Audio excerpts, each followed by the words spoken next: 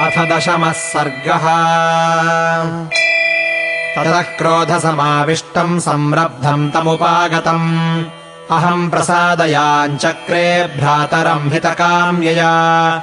दिष्ट्यासि कुशली प्राप्तो निहतश्च त्वया रिपुः। अनाथस्य हि मे नाथस्त्वमेको नाथनन्दन। इदम् बहुशलाकम् ते पूर्णचन्द्रमिवोदितम्। छत्रम् सबालव्यजनम् प्रतीच्छस्व मया धृतम्। आर्तस्तस्य बिलद्वारि स्थितः संवत्सरम् नृप। दृष्ट्वा च शोणितम् द्वारि बिलाच्चापि समुत्थितम्। शोकसंविघ्नहृदयो भृशम् व्याकुलितेन्द्रियः। अपिधाय बिलद्वारम् शैलशृङ्गेण तत्तदा। तस्माद्देशादपाक्रम्य किष्किन्धाम् प्राविशम् पुनः। विषादात्विह माम् दृष्ट्वा पौरैर्मन्त्रिभिरेव च। अभिषिक्तो न कामेन तन्मे क्षन्तुम् त्वमर्हसि। त्वमेव राजा मानार्हः सदा चाहम् यथा पुरा। राजभावेन योगोऽयम् मम त्वद्विरहात् कृतः। सामात्यपौरनगरम् स्थितम् निहतकण्टकम्। न्यासभूतमिदम् राज्यम् तव निर्यातयाम्यहम्। मा च रोषम् कृथाः सौम्य मम शत्रुनिषूदना। याचे त्वाम् शिरसा राजन्मया बद्धोऽयमञ्जलिः। बलादस्मिन् समागम्य मन्त्रिभिः पुरवासिभिः। राजभावेन युक्तोऽहम् शून्यदेशजिगीषया। स्निग्धमेवम् ब्रुवाणम् माम् सविनिर्भर्त्स्य वानरः। धिक्त्वामिति च मामुक्त्वा बहु तत्तदुवाचः। प्रकृतिश्च समानीय मन्त्रिणश्चैव सम्मतान्। मामाह सुहृदाम् मध्ये वाक्यम् परमगर्हितम्। विदितम् वो मया रात्रौ मायावी समहासुरः। माम् समाह्वयतः क्रुद्धो युद्धाकाङ्क्षी तदा पुरा। तस्य तद्भाषितम् श्रुत्वा निःसृतोऽहम् नृपालयात्। अनुयातश्च माम् तूर्णमयम् भ्राता सुदारुणः। स तु दृष्ट्वैव माम् रात्रौ सद्वितीयम् महाबलः। प्राद्रवद्भयसन्त्रस्तो वीक्ष्यावाम् समुपागतौ। अभिद्रुतस्तु वेगेन विवेश स महाबिलम्। तम् प्रविष्टम् विदित्वा तु सुघोरम् सुमहद्बिलम्।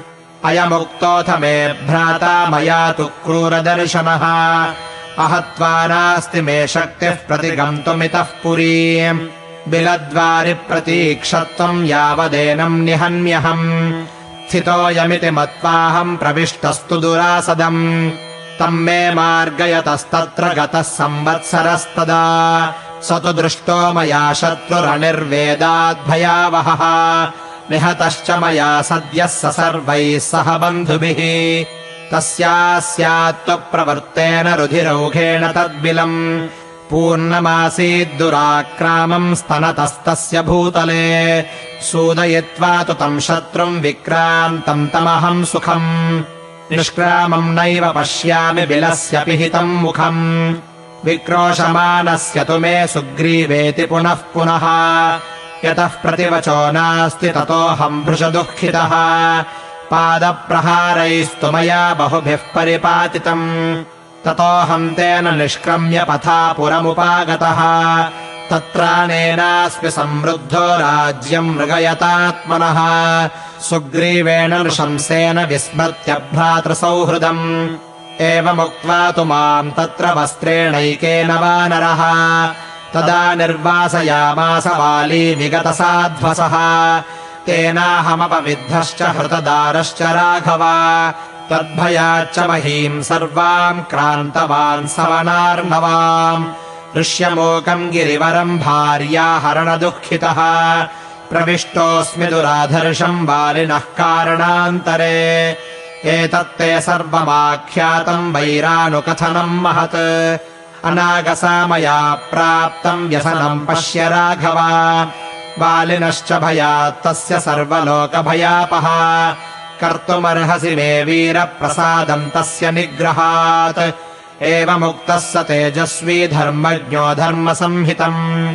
वचनम् वक्तुमारेभे सुग्रीवम् प्रहसन्निव। अमोघाः सूर्यसङ्काशा निशिता मे शरा इमे। तस्मिन् वालिनि दुर्वृत्ते पतिष्यन्ति रुषान्विताः। यावत्तन्न हि पश्येयम् तव भार्यापहारिणम् तावत् स जीवेत् पापात्मा वाली चारित्रदूषकः आत्मानुमानात् पश्यामि मग्नस्त्वम् शोकसागरे त्वामहम् तारयिष्यामि बाढम् प्राप्स्यसि पुष्कलम् तस्य तद्वचनम् श्रुत्वा हर्षपौरुषवर्धनम् सुग्रीवः परमप्रीतः सुमहद्वाक्यमब्रवीत् इत्यार्षे श्रीमद् रामायणे वाल्मीकीये आदिकाव्ये किष्किन्धाकाण्डे 10 सर्गः।